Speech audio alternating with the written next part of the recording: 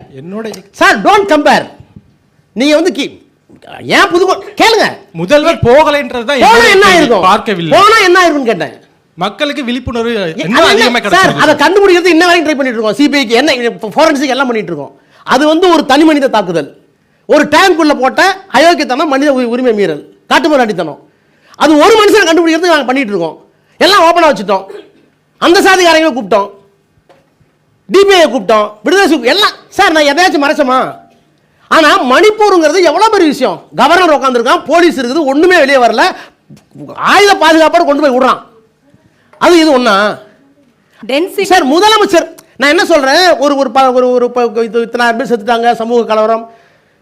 அவர் இங்கே கோட்டையிலேருந்து அதை பார்க்குறாரு. அது வந்து ஒரு தனிமனிதனால் நிகழ்த்தப்பட்ட அநாகரிகம்.